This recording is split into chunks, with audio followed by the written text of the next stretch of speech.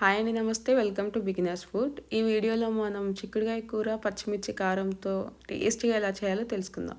దీనికోసం ఒక ప్యాన్ తీసుకొని 2 స్పూన్స్ ఆయిల్ యాడ్ చేయాలి. ఆయిల్ కొద్దిగా హీట్ అయ్యింది అనుకున్నప్పుడు పోపు దినుసులు వేసుకోవాలి.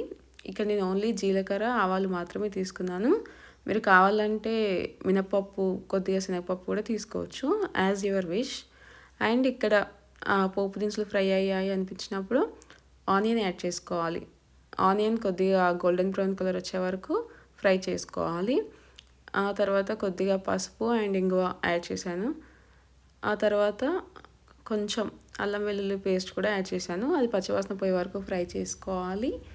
అండ్ ఆ తర్వాత చిక్కుడుకాయ యాడ్ చేసుకోవాలి. ఇక్కడ నేను చిక్కుడుకాయ బాయిల్ చేయలేదు, డైరెక్ట్ వేస్తున్నాను వాష్ చేసి. ఇప్పుడు ఫ్లేమ్ హైలో పెట్టుకొని బాగా ఫ్రై చేయాలి ఆయిల్లో. అండ్ కొద్దిగా సాల్ట్ యాడ్ చేసి మూత పెట్టి ఒక 5 మినిట్స్ ఫ్రై అవ్వనివ్వాలి. అండ్ ఇప్పుడు మనం పచ్చిమిర్చి కారం రెడీ చేసుకుందాం. దీనికోసం నేను ఒక 6 to 7 పచ్చిమిర్చి తీసుకొని కొత్తిమీర తీసుకున్నాను.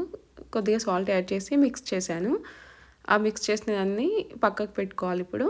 అండ్ నెక్స్ట్ మూత తీసి ఎక్కడి వరకు వచ్చిందో మన చిక్కుడుకాయ కర్రీని చూడాలి. పర్లేదండి, బాగానే ఫ్రై అయిపోయింది. సో ఇప్పుడు మనం పచ్చిమిర్చి కారం యాడ్ చేద్దాం. పచ్చిమిర్చి కారం యాడ్ చేశాక అందులో కొద్దిగా వాటర్ పోసి అది కూడా యాడ్ చేశాను. 5 మినిట్స్ తర్వాత చూస్తే ఇదిగో ఇలా వాటర్ అంతా ఎగిరిపోయింది. పీస్ కూడా బాగా ఫ్రై అయిపోయింది. ఒకసారి చెక్ చేసుకోవాలి సీడ్, చిక్కుడుకాయ కూడా ఫ్రై అయిందా లేదా అని. నాకు బాగా ఫ్రై అయింది. నేను ఇక్కడ ధనియాల పౌడర్ యాడ్ చేసుకున్నాను. సో మన చిక్కుడుకాయ పచ్చిమిర్చి ఫ్రై మ్యాక్సిమం అయిపోయినట్టే. ఒక 2 మినిట్స్ మూత ఓపెన్ చేసి కొద్దిగా హై ఫ్లేమ్లోనే ఫ్రై చేసుకోవాలి. ఎందుకంటే ఏమైనా వాటర్ లాంటిది ఉన్నా ఎగిరిపోతుంది, గట్టి ఫ్రైలా అవుతుంది. చూసారు కదండి ఎంత సింపుల్గా ఉందో. డెఫినెట్గా ట్రై చేయండి. కొన్ని కర్రీస్ పచ్చిమిర్చి వేస్తేనే టేస్ట్ బాగుంటుంది. ఆ కొన్ని కర్రీస్లలో ఈ చిక్కుడుకాయ కర్రీ కూడా ఒకటి. ఇలా హై ఫ్లేమ్ పైన ఒక జస్ట్ 2 మినిట్స్ చాలండి. 2 మినిట్స్ అటు ఇటు ఫ్రై చేయండి. ఫ్రై చేసి అండ్ స్టవ్ ఆఫ్ చేసుకోవడమే అండి.